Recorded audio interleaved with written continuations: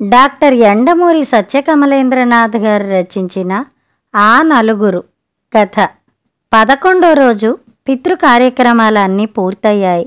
చాలా ఘనంగా జరిగాయి.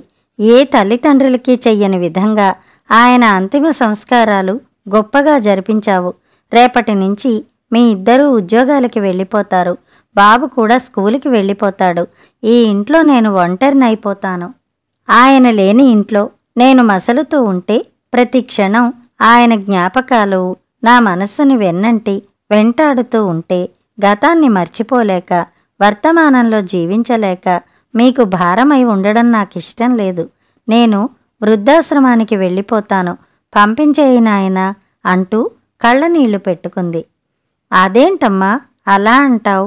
నాన్న లేకపోతే నేను, తను, నీ మనవడు ఉన్నాం కదా. ఇలాంటి ఆలోచనలు పెట్టుకోకు. నీకంత కష్టంగా ఉంది. వెళ్ళి తీరాలంటే నీ ఇష్టం.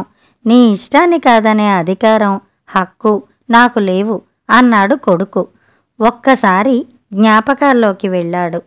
కులగోత్రాలు తెలియని అనాథని. ఉద్యోగం చేస్తున్నాను. వయస్సు 28. ఎత్తు 5 అడుగుల 6 అంగుళాలు. కట్నకానుకల ప్రసక్తి లేదు. వివాహ ప్రకటన చూసి పేపర్ పక్కన పెట్టి ప్రకటన ఇచ్చిన వ్యక్తిని సంప్రదించింది శ్యామల. అదే రోజు సాయంత్రం పార్కులో కూర్చొని ఉన్నారు శ్యామల, కృష్ణ. మీరిచ్చిన ప్రకటన చదివాను. నేను కూడా అనాథాశ్రమవాసినే. నాకు నా కులగోత్రాలు తెలియవు. ఉద్యోగస్తురాలిని. మీకు అభ్యంతరం లేకపోతే నాకు మీతో వివాహం ఇష్టమే అంది శ్యామల. జీవితం మీద తన అభిప్రాయాలు చెప్పాడు కృష్ణ. శ్యామల అభిప్రాయాలు కూడా సుమారు అదే విధంగా ఉన్నాయి. ఇద్దరూ గుళ్ళో దండలు మార్చుకుని వివాహం చేసుకుని పెళ్లి రిజిస్టర్ చేసుకున్నారు. కొద్ది కాలంలోనే ఇద్దరూ ఒకరిని వదిలి ఒకరు ఉండలేనంతగా మనస, వాచ, కర్మణ కలిసిపోయారు. అప్పటిదాకా అనుభవించిన ఒంటరితనం దూరమైంది. కొత్త జీవితాన్ని సంపూర్ణంగా అనుభవించసాగారు. నీకు గాని నాకు గాని పెద్దవాళ్ల దిక్కులేదు. మనకి ఏదైనా జరిగినా, అవసరం కలిగినా మనకు దిక్కెవరు శ్యామల అన్నాడు కృష్ణ ఓ రోజు రాత్రి. దిక్కులేని వాళ్లకి భగవంతుడే దిక్కు అంటారు కదండి అంది శ్యామల. భగవంతుడు నీకు కనబడ్డాడా? పోనీ ఎవరికైనా కనబడ్డాడని చెప్పారా? భగవంతుడు మనల్ని వెనక నుండి నడిపిస్తాడనేది నమ్మకం. అంతే. అందుకని ఓ పని చేద్దామనుకుంటున్నా అన్నాడు. వృద్ధాశ్రమంలో మూలగా ఉంది ఆ గది. 65 సంవత్సరాల వృద్ధుడు పంచకట్టు, నుదుటి మీద విభూతి రేఖలు, జంధ్యం వేసుకుని పడక కుర్చీలో కూర్చుని ఏవో శ్లోకాలు ఉచ్చరిస్తున్నాడు. నేల మీద ఆయన భార్య కూర్చుని వింటోంది. ఎదురుగా మనిషి నిలబడేసరికి ఎవరా అని తలెత్తి చూశాడు ఆ వృద్ధుడు. నా పేరు కృష్ణ. మీరు సహృదయంతో నన్ను దత్తపుత్రునిగా స్వీకరిస్తారేమోనని ప్రార్థించడానికి వచ్చాను అన్నాడు. ఉపోద్ఘాతం ఏమీ లేకుండా ఎదురుగా ఉన్న బల్ల మీద కూర్చుని ఊహించని, ఊహకందని హఠాత్ పరిణామానికి కలవరపడిన పార్వతి అయోమయంగా భర్త వైపు చూసింది. రమణమూర్తి భార్య వైపు చూశాడు. ఆ చూపులో ఎన్నో అర్థాలు దాగున్నాయి. నా దగ్గర ఆస్తిపాస్తులు లేవు నాయనా. ఉన్నది మేమిద్దరం. మా ఆదాయం వృద్ధాప్య పింఛను మాత్రమే అన్నాడు రమణమూర్తి. మాకు మీ డబ్బుతో గాని ఆస్తులతో కానీ ప్రమేయం లేదు. నేను, నా భార్య అనాథలం, ఉద్యోగస్తులం. ఆశ్రమ యాజమాన్యం దగ్గర మీ వివరాలు తెలుసుకున్నాను. మీకు కూడా సంతానం లేదని తెలిసింది. మమ్మల్ని మీ సంతానంగా భావించి మాతో మీ శేషజీవితం గడుపుతారా? నాన్నగారు క్షమించండి, నాన్నగారు అని సంబోధిస్తున్నందుకు అన్నాడు కృష్ణ. ఇది సాధ్యమయ్యే పనేనంటావా బాబూ? కొడుకులు, కోడళ్ళు ఉన్నా దిక్కులేని వాళ్లలా తల్లిదండ్రులు వృద్ధాశ్రమాల్లో చేరిపోతూ ఉంటే ముక్కు మొహం తెలియని మనం కలిసి ఉండగలగమా? ఆచారాలు, వ్యవహారాలు వేరు. ఉదయం నుంచి సాయంత్రం దాకా ఎవరి పద్ధతులు వారివి. ఒక్కొక్కసారి నాకు విసుగు, కోపం రావచ్చు.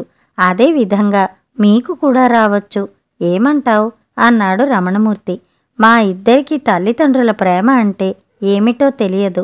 పిల్లల్ని గారం చేస్తారని, పెంకిగా ప్రవర్తిస్తే తిడతారని, లాలిస్తారని, కొన్ని కోరికలు అడగకుండానే తీరుస్తారని చదవటం, వినటం తప్ప అనుభవాల అనుభూతి లేదు. ఆటల్లో దెబ్బ తగిలితే అప్రయత్నంగా అమ్మ అనే పదం పెదవులు దాటి బయటికి వచ్చేది. కానీ అమ్మ ఎవరో తెలియదు, ఎలా ఉంటుందో చూడలేదు. ఉదయాన లేవడం, చాప చుట్టి మూలగా పెట్టడం, పళ్ళెం పట్టుకుని లైన్లో నిలబడి వడ్డన చేయించుకుని తినడం, ఆశ్రమం స్కూల్కి వెళ్ళి రావడం, రాత్రి నిద్రపోవడం, సంవత్సరాల తరబడి ఇదే మా దినచర్య. అందరం కలిసి ఉండేవాళ్ళం. కానీ మనస్సుల కలయిక ఉండేది కాదు. ఏ బాధ ఉన్నా దిగమింగుకోవడమే. ఒకరి దయా దాక్షిణ్యాల మీద బతుకుతున్నామనే ఆత్మన్యూనతా భావం ఉండేది. కావలసింది అడగడానికి తీర్చేవారు ఎవరున్నారనే ప్రశ్న మనస్సులో దొలిచేస్తూ ఉండేది. మేమిద్దరం వేర్వేరు అనాథాశ్రమాల్లో పెరిగాం. పేపర్ ప్రకటన ద్వారా కలిసి పెళ్లి చేసుకున్నాం. వివాహం తర్వాత మరొక వ్యక్తితో జీవితం పంచుకోవడంలో ఎంత ఆనందం, అనురాగం, ఆప్యాయత ఉంటాయో తెలిసింది. ఎడారి బ్రతుకుల్లో పచ్చదనం వెల్లివిరిసింది. ఇద్దరి మధ్య ఎన్నో కబుర్లు, ఊహకందని అనుభూతులు లభించాయి. కావలసింది శృంగారం కాదు, మనస్సుల కలయిక. ముఖ్యంగా మనస్సులో గూడు కట్టుకున్న మాకు ఎవరూ లేరనే భావనను దూరం చేసుకోవాలనే తపన. ఆ ఆలోచనలో నుంచి పుట్టింది మనం తల్లిదండ్రుల్ని సంపాదించుకోలేమా, కనిపించితేనే తల్లిదండ్రులు అవుతారా, కనకపోయినా పిల్లల్ని దత్తత తీసుకోవటం లేదా అనే ఆలోచన. ఇద్దరం కూర్చుని ఎన్నో విధాలుగా ఆలోచించాం. మనలో కల్మషం లేకపోతే బంధాలు ఎందుకు విడిపోతాయి అని మాలో మేమే తర్జన భర్జన పడి ఈ నిర్ణయానికి వచ్చాం. మీరు సహృదయంతో ఆలోచిస్తే ఈ అనాథలకు కొత్త జీవితం ప్రసాదించిన వారవుతారు. మీరు ఆలోచించుకోండి నాన్నగారు, వారం తర్వాత వచ్చి కలుస్తాను అంటూ ఇద్దరికీ పాదాభివందనం చేసి వెళ్ళిపోయాడు కృష్ణ. ఏం చేద్దామంటావు పార్వతి, అబ్బాయి సంస్కారవంతుడిలా ఉన్నాడు. కానీ నాకు తెలిసి ఈ విధంగా జరగడం ఎప్పుడూ వినా లేదు.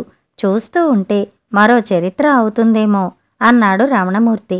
నిజమే, పిల్లల్ని దత్తత తీసుకోవడం చూసాం, కానీ తల్లిదండ్రుల్ని దత్తత తీసుకోవడం చూడలేదు.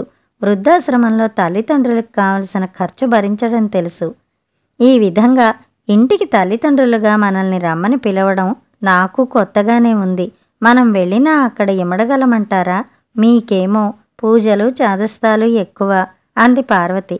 పార్వతి, పూజలు నువ్వనుకునే చాదస్తం అవన్నీ ఒక క్రమశిక్షణ, ఒక ప్రశాంతత. పూజ చేస్తూ కొబ్బరికాయ కొట్టి మధ్యాహ్నం పచ్చడి చేద్దామా, హుండీలో డబ్బులు వేసి తిరిగి మనకు భగవంతుడు ఏమిస్తాడు అని ఆలోచిస్తే అది స్వార్థం. పూజ చెయ్యటం మానసిక ప్రశాంతత కోసం. అది ఏ మూల అయినా ఏ సమయంలోనైనా చెయ్యొచ్చు. ఏకాగ్రతతో నిమగ్నం కావాలి అంతే. మనం పిల్లల కోసం ఎన్నో పూజలు చేశాం, ఎన్నో గుళ్ళు గోపురాలు తిరిగాం. ఎవరు ఏది చెబితే అది ఎదురు చెప్పకుండా ఆచరించాం. అయినా ఫలితం దక్కలేదు. కానీ ఈ వయస్సులో అబ్బాయి వచ్చి అడగడం యాదృచ్ఛికమా, భగవంతుని ప్రేరణ అన్నాడు. భగవత్ సంకల్పం లేకుండా ఏదీ జరగదండి. వయస్సులో ఉన్నప్పుడు పిల్లల ముద్దుమురిపాలు తీరనే లేదు. ప్రస్తుత వయస్సులో మనకు కొడుకు కోడలు లభించారనుకుందాం, మనకున్న చాదస్తాలు పక్కన పెడదాం అంది పార్వతి. నేను చెప్పబోయేది అదే. అంతా బాగానే ఉంది, కానీ ఇద్దరి పోషణ ఈ రోజుల్లో ఎంత కష్టం. ఆశ్రమం కాబట్టి మన పింఛని ఇచ్చి చేతులు దులుపుకుంటున్నాం. అక్కడ పిల్లలకి భారం అవుతామేమో అని ఆలోచిస్తున్నాను. పైగా వయస్సు పెద్దది. ఏ ఆరోగ్య సమస్య వచ్చినా వాళ్ళకి ఆర్థిక సమస్య అవుతుందేమో అన్నాడు. మనక ఏ కోరికలు లేవు. ఉన్న దాంట్లోనే కలో గంజో తాగుదాం. పెద్దరికపు అధికారం దరిదాపులకు తీసుకురాకుండా ఉందాం. మన పిల్లల దగ్గర మనం ఉన్నాం అనుకుంటే వాళ్ళు చేసే చిన్న చిన్న తప్పులు మనకు తప్పులుగా గోచరించకపోవచ్చు. ఏమంటారు అన్నాడు. సరే అయితే మనం వెడదాం. మనం అక్కడ ఉండలేకపోయిన నాడు మన గూడు మనకు ఉండనే ఉంది అన్నాడు. వారం తిరిగేసరికి కృష్ణ వచ్చాడు. రమణమూర్తి తమ నిర్ణయం చెప్పాడు. ఆనందంతో కృష్ణ కళ్ళల్లో నీళ్లు చిమ్మాయి. ముగ్గురూ కలిసి ఇంటికి వెళ్లారు. శ్యామల సాదరంగా ఇంట్లోకి ఆహ్వానించి ఇద్దరి కాళ్ళకి నమస్కరించింది. 10 రోజులు గడిచేసరికి ఆ నలుగురు తమ జీవితాల్లో ఒంటరితనపు ఛాయలు వీడి రక్త సంబంధీకుల్లా కలిసిపోయారు. రమణమూర్తి పార్వతికి పిల్లలు లభిస్తే కృష్ణ, శ్యామలకి తల్లిదండ్రులు కళ్ళ ఎదురుగా తిరుగుతున్నట్టుంది. కృష్ణ, శ్యామల సాయంత్రం ఆఫీసు నుంచి రాగానే రమణమూర్తి చేతులు పట్టుకుని, నాన్నగారు, మీరు ఇంట అడుగుపెట్టిన వేళ విశేషం. కొద్ది నెలల్లో మీరు తాతగారు కాబోతున్నారు. ఆడుకోవడానికి మనవడో మనవరాలో రాబోతున్నారు అన్నాడు. పక్క గదిలో నుంచి పార్వతి పరిగెత్తుకుంటూ వచ్చి, నిజమా శ్యామల అంది. శ్యామల సిగ్గుతో తలదించుకుంది. ఎంత మంచి వార్త చెప్పావు తల్లి. అమ్మాయి అయినా అబ్బాయి అయినా ఎవరైనా పర్లేదు, సుఖప్రసవం అయితే చాలు అంది. ఆ రోజు నుంచి శ్యామలతో ఏ పని చెయ్యనివ్వలేదు. సొంత కూతురు కంటే అపురూపంగా చూసుకుంది పార్వతి. వాళ్ళిద్దరూ నట్టింట తిరుగుతూ ఉంటే అమ్మ నాన్న తిరుగుతున్నట్టే ఉంది శ్యామల అన్నాడు కృష్ణ. నిజమే, ఏదో జన్మలో చేసుకున్న పుణ్యం కాకపోతే కాలు కింద పెడితే మామగారు కంగారు పడిపోతున్నారు. అత్తయ్య సంగతి సరే సరి, నేను జీవితంలో అనాథగానే మిగిలిపోతానేమో అనే భయం ఉండేది. రాత్రుళ్ళు మెలకువ వచ్చినప్పుడు ఆఫీసులో తోటి ఉద్యోగులు, సంసారాలు, పిల్లలు, కుటుంబ బాంధవ్యాల గురించి మాట్లాడుకోవటం గుర్తుకు వచ్చి నిద్ర పట్టేది కాదు. మీలాంటి భర్త, అలాంటి అత్తమామలు నాకు లభించారు. ఇక నేను అనాథన కాదు, చాలా అదృష్టవంతురాలిని అంది శ్యామల. నెలలు నిండాయి. ప్రసవ వేదంతో శ్యామల హాస్పిటల్లో జాయిన్ అయ్యింది. నొప్పులతో శ్యామల బాధపడుతుంటే చూడలేక కళ్ళనీళ్ల పర్యంతమైంది పార్వతి. నాకు ఏమాత్రం అనుభవం లేదమ్మా, చూస్తూ ఉండడం తప్ప ఏమీ చెయ్యలేని నిస్సహాయురాల్ని. ఎంత బాధపడుతున్నావు తల్లి అంది శ్యామల పడే అవస్థ తనదిగానే భావించి. ఆఖరికి సుఖప్రసవం జరిగి మగబిడ్డ పుట్టాడు. అందరికీ ఆనందమే. రోజులు గడుస్తున్నాయి. బాబు బోర్లా పడ్డాడు. సాయంత్రం శ్యామల, కృష్ణ ఆఫీసు నుంచి వచ్చేసరికి ప్లేట్లో బొబ్బట్లు చేతికి అందించింది పార్వతి. ఏంటి విశేషం అత్తయ్య అంది. బాబు బోర్లా పడ్డాడమ్మా అంది. తాత అనేసరికి రమణమూర్తి ఆనందం పట్టలేక పార్వతి అని గట్టిగా పిలిచాడు. వంటింట్లో ఉన్న పార్వతి పరిగెత్తుకుంటూ కంగారుగా వచ్చి ఏమైంది అని అడిగింది. బాబు నన్ను తాత అని పిలిచాడు తెలుసా అన్నాడు గర్వంగా బుడిబుడి అడుగులు వేస్తూ. బాబు నడవడం మొదలుపెట్టేసరికి నా వేలు పట్టుకో అంటే నా వేలు పట్టుకో అంటూ నడిపించసాగారు రమణమూర్తి, పార్వతి. వాడికి నడక, మాటలు బాగా వచ్చాయి. సంతోషం ముందు మరేదైనా దిగదుడిపే పార్వతి అన్నాడు రమణమూర్తి. ఇది మన జీవితాల్లో మనం ఊహించని సంతోషం. భగవంతుని దయ ఉండబట్టి కృష్ణ, శ్యామల మన జీవితాల్లోకి ప్రవేశించారు అంది పార్వతి. బాబు రాత్రుళ్ళు తాత, నాయనమ్మల దగ్గరే పడుకునేవాడు. వాడికి మీ పేరే పెడతాను అన్నాడు కృష్ణ. కొడుక్కి రమణమూర్తి అని పేరు పెట్టాడు. వృద్ధ దంపతులిద్దరూ వాడి మీద ఈగ కూడా వాలనిచ్చేవారు కారు. ఋతువులు మారుతున్నాయి. రమణమూర్తికి దగ్గు మొదలైంది. క్రమేపీ ఆయాసం పెరుగుతోంది. సాయంత్రం వేళ జ్వరం వస్తోంది. పార్వతి తనకు తెలిసిన చిట్కా వైద్యం చేస్తున్నా తగ్గడం లేదు. 10 రోజుల్లో ఆకలి కూడా మందగించింది. నాన్న, ఒకసారి వెళ్ళి సందు చివర ఉన్న డాక్టర్కు చూపించుకుని రావచ్చు కదా, శ్యామల్ని తీసుకువెళ్ళండి అన్నాడు కృష్ణ. పర్లేదు, మామూలు దగ్గే, వయస్సు పెరుగుతోంది కదా బాబు, చిన్నపిల్లలకి తగ్గినంత త్వరగా తగ్గదు. 2 రోజులు చూద్దాంలే అన్నాడు రమణమూర్తి. ఈ వయస్సులో అశ్రద్ధ ఎంత మాత్రం కూడదు. రేపు వెళ్ళి చూపించుకుని రండి అంటూ శ్యామల్ని పిలిచి రమణమూర్తిని డాక్టర్ దగ్గరకు తీసుకువెళ్ళమన్నాడు. శ్యామల, కృష్ణ ఆఫీస్కి వెళ్ళిన తర్వాత పార్వతి, మనం గవర్నమెంట్ హాస్పిటల్కి వెళ్ళి చూపించుకుని వద్దాం. ప్రైవేట్ డాక్టర్ అయితే పరీక్షలు, ఎక్స్రే అంటాడు. కృష్ణకు మళ్ళీ ఖర్చు అన్నాడు రమణమూర్తి. ఇద్దరూ ప్రభుత్వ ఆసుపత్రికి వెళ్లారు. అన్ని పరీక్షలు పూర్తయ్యేసరికి సాయంత్రం అయింది. ఇద్దరూ వచ్చేసరికి శ్యామల, కృష్ణ ఇంట్లో అడుగు పెడుతున్నారు. వీళ్ళని చూసి ఎక్కడికి వెళ్లారు అని అడిగారు. గవర్నమెంట్ హాస్పిటల్కి వెళ్ళి చూపించుకున్నారు. అన్ని పరీక్షలు చేశారు. పిల్లల్ని ఎవరినైనా పంపించండి అన్నారు అంది పార్వతి. ఇంటి చివరే ఉన్నాడని చెప్పాను కదా, అంత దూరం వెళ్ళి అవస్థ పడ్డం దేనికి అంటూ పార్వతి చేతిలో కాగితాలు తీసి చూశాడు కృష్ణ. వాటిని చదవగానే అర్థమైంది. మరుసటి రోజు శ్యామల, నాన్నగారికి ఊపిరితిత్తుల క్యాన్సర్ ముదిరిపోయిందని డాక్టర్ చెప్పాడు. క్యాన్సర్ హాస్పిటల్కి తీసుకెడితే బాగుంటుందేమో అన్నాడు. మీకు ఏది మంచిదని తోస్తే అది చెయ్యండి. ఆయన బాధపడకుండా ఉంటే చాలు. క్యాన్సర్ ఓ పట్టాన తగ్గదంటారు. అయినా మన ప్రయత్నం మనం చేద్దాం అంది శ్యామల. రమణమూర్తి అవస్థ పెరుగుతోంది. ఆయాసం వస్తోంది. ఎన్ని మందులు వాడినా తగ్గడం లేదు. బ్రతుకు వ్యర్థం అనిపిస్తోంది. కొడుకు కాని కొడుక్కి ఎంత భారం అవుతుందో తెలుస్తోంది. తను లోకం వీడితే తనకు శారీరక విముక్తి, కొడుక్కి ఆర్థిక విముక్తి అని ఆలోచిస్తున్నాడు. పార్వతి, పిల్లల్ని చూస్తుంటే ఏ జన్మ సుకృతమో వాళ్ల ప్రేమ మనకు లభించింది. ఏ జన్మలో ఏం చేసుకున్నారో మన భారం వాళ్ల భుజాల మీద వేసుకున్నారు. వాళ్ల భుజాల మీద నుంచి దిగిపోయి మన దారి మనం చూసుకుంటే బాగుంటుందేమో. కానీ ఏమీ చెయ్యలేను. నిలబడినా కూర్చున్నా ఆయాసం. తగ్గుతుందో లేదో తెలియటం లేదు. ఈ ఖర్చు చూస్తుంటే చచ్చిపోవాలనిపిస్తోంది. ఇలాంటి పరిస్థితి వస్తే నువ్వు వీళ్ళకి భారం కావద్దు. ఇద్దరం కలిసి జీవించాం. ఒకరికొకరు తెలియని పరిస్థితుల్లో కలిసాం. మనలాగే మధ్యలో పిల్లలు మన జీవితంలో ప్రవేశించారు. మనిద్దరం మమేకమైపోయినట్లే మనం వాళ్ళ జీవితాల్లో, వాళ్ళు మన జీవితాల్లో కలిసిపోయారు. వాళ్ళు మనకి ఇచ్చిన ఆనందానికి, సంతృప్తికి తిరిగి మనం ఇవ్వగలిగింది ఏముంది? మన భారం వాళ్ల మీద మోపటం తప్ప. ఆస్తులు లేవు. పింఛన్ కూడా అంతంత మాత్రమే. నాకు తెలుస్తోంది. నువ్వు ఒంటరిదానివి కాబోతున్నావు. ఒక భారం తగ్గుతోంది. మరొక భారాన్ని ఏం చెయ్యాలో నీ ఇష్టం అని మాట్లాడుతూనే ఉన్నాడు.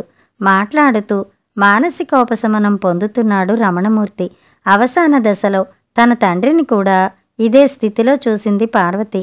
పక్క గదిలోకి వెళ్ళి పిల్లల్ని లేపి వాళ్ళని కంగారు పెట్టడం ఎందుకు అనిపించింది. భర్త చేతిని తన చేతిలోకి తీసుకుంది పార్వతి. ఆ చేతిని గట్టిగా పట్టుకుంది. అతడి మాటలు ఆగిపోయాయి. ఉచ్ఛ్వాస నిశ్వాసాలు లేవు. గుండె దిటవు చేసుకుంది. అయినా ఆమె కన్నీటి బొట్లు జలజల రాలి భర్త చేతుల మీద పడ్డాయి. ఇప్పుడు ఏం చేద్దాం అమ్మా అడిగాడు కృష్ణ. చేసేదేముంది? అంతిమ సంస్కారాలు నువ్వే చెయ్యి అంది పార్వతి. నేనా?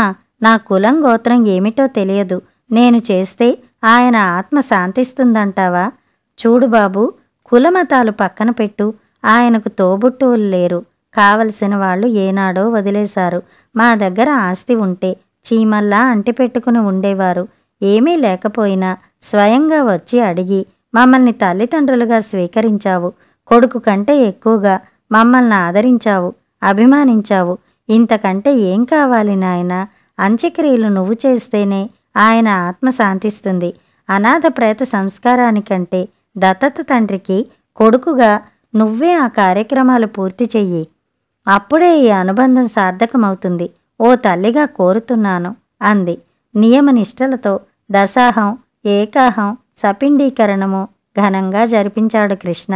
ఎక్కడా లోటు రానియలేదు. బ్రాహ్మణులను కూడా తృప్తిపరిచాడు. ఖర్చుకి వెనకాడలేదు. పితృకార్యక్రమాలన్నీ పూర్తయ్యాయి. చాలా ఘనంగా జరిగాయి. తర్వాత సాయంత్రం వరండాలో కూర్చుని ఉండగా పార్వతి తను వృద్ధాశ్రమానికి వెళ్తాననే ప్రస్తావన తీసుకువచ్చింది. గతాన్ని నెమరేస్తూ ఆమె ఎదురుగా ఏం మాట్లాడకుండా కూర్చుని ఉన్నాడు కృష్ణ. ఇంతలో స్కూల్ నుంచి బాబు వచ్చాడు. నాయనమ్మ అంటూ కాళ్లకు చుట్టుకుపోయాడు. వాడికి 4 సంవత్సరాలు వచ్చాయి. వాణ్ణి వదిలి వెళ్ళగలవా అమ్మా? ఆలోచించుకో అన్నాడు కృష్ణ. బాబుని ఎత్తుకుంది పార్వతి. తన మెడ చుట్టూ చేతులు వేసిన బాబుని గట్టిగా హృదయానికి హత్తుకుని బుగ్గ మీద ముద్దు పెట్టుకుంటూ ఇంటి లోపలికి వెళ్ళిపోయింది. బాంధవ్యాలు, మమతానురాగాలు మనుషుల మధ్య ఉండడానికి రక్త సంబంధీకులే కానక్కర్లేదు. అరిషడ్వర్గాన్ని జయించిన నిర్మల మనస్కులైతే చాలు. అందుకు ఆ నలుగురే ఉదాహరణ. కథ సమాప్తం.